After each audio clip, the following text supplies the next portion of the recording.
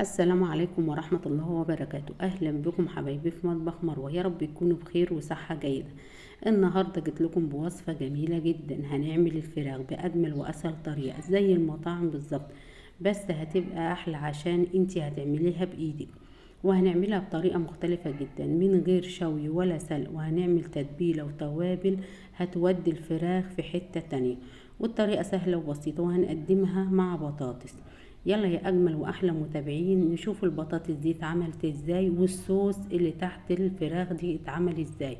بس الفراخ بسم الله ما شاء الله ريحة وطعم تجنن. شايفين الفراخ مستوية والبطاطس مستوية. بس يا حبايبي قبل ما نقول طريقتنا نسمي الله ونصلي على رسول الله، وما تنسوش تدعموني باللايكات والاشتراك في القناة تشجيعا ليا. يلا نقول المقادير ونشوف الفراخ اتعملت ازاي والبطاطس اتعملت ازاي. نسمي الله. اول حاجة انا هنا جايبة فرخة، وهنا قطع السلسلة بتاع الظهر واسمها نصين. بعد كده انا غسلتها بالمية والملح والليمون ومعلقتين من السكر، وحطيتهم في المحلول الملحي. وبعد ما نضيفت كده هنقول التوابل والخلطة اللي هنعمل بها الفراخ. حبيتين من الطماطم وحبيتين من البصل، وهنا عندي توم باودر، فلفل اسمر، بهارات مشكلة، توابل فراخ، وحبة من الملح.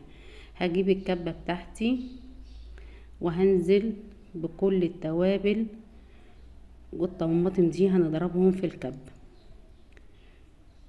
بعد هنضربهم في الكبة البصل مع الطماطم. هنعمل ايه؟ هننزل عليهم بالتوابل. خلاص كده ضربناهم في الكبة.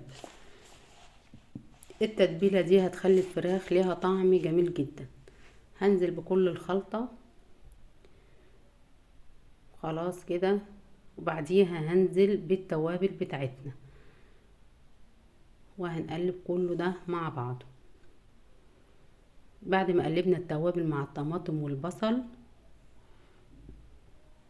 هنعمل ايه؟ هنجيب الفراخ وايه، وهحشي الفراخ بالتتبيلة دي وتحت الجلد، وهحشيها كلها.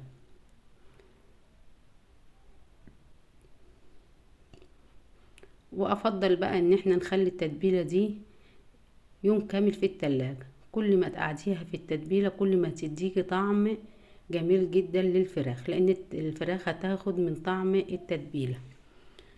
فخلاص كده. ولو مستعجلة هما ساعتين، ونسيبها في التلاجة ساعتين وبعديه كده نعملها.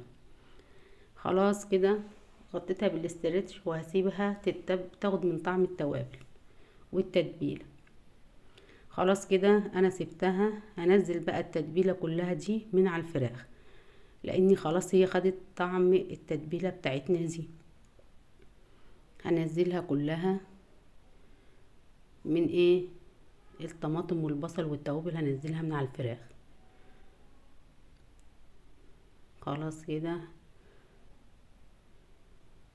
نزلت كل التوابل.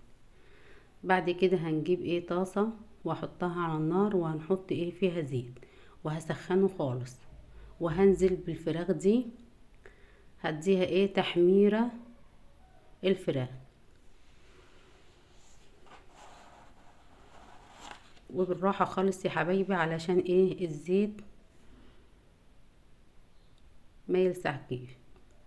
وكده خلاص هقلب على الناحية التانية.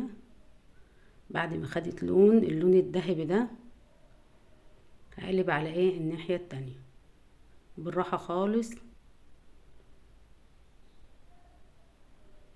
خلاص كده ناخد لون الجنب التاني، ناخد ايه نفس اللون الذهبي ده.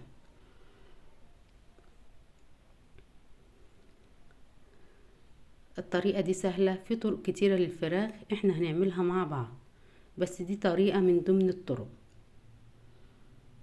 بتاع المطاعم بيعملوها كده. خلاص كده خدت اللون الذهبي. هطلعها بقى من ايه من الزيت. بعد ما احنا طلعناها، انا هنا عندي نفس الايه الزيت، لان نزل فيه الدسامة بتاع ايه الفراخ، هحمر فيه بطاطس. البطاطس عايزة تعملي الكمية اللي انت عايزاها من البطاطس اللي هتكفي افراد اسرتك اعمليها. هخليها برضو تاخد لون ذهبي زي الفراخ بالظبط. وبعد ما نقلبها كده وهتاخد اللون الذهبي، جربوا الطريقة دي هتعجبك جدا.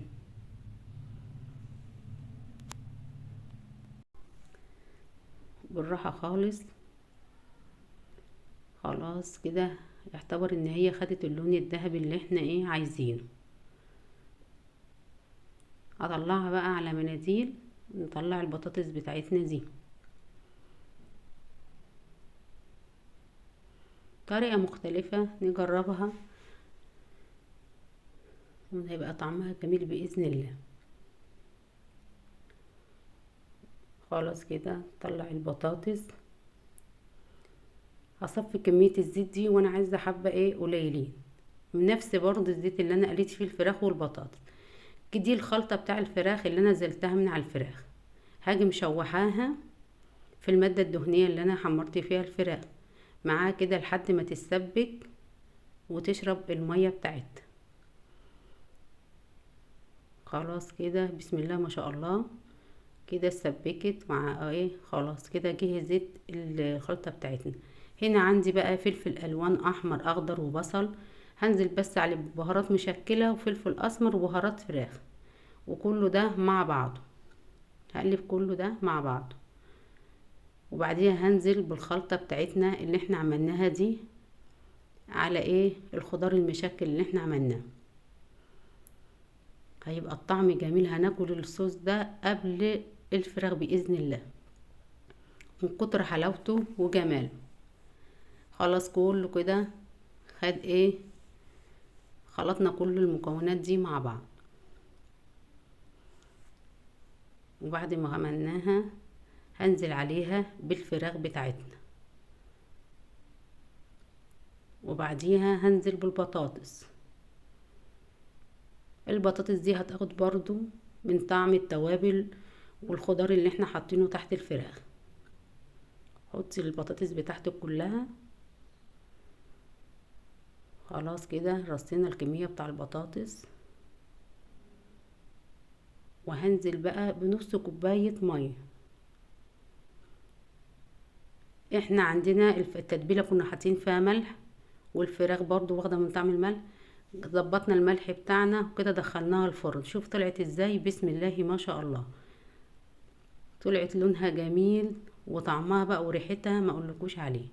لو عجبكم الفيديو ما تنسانيش في اللايكات والاشتراك في القناة. اسيبكم في رعاية الله.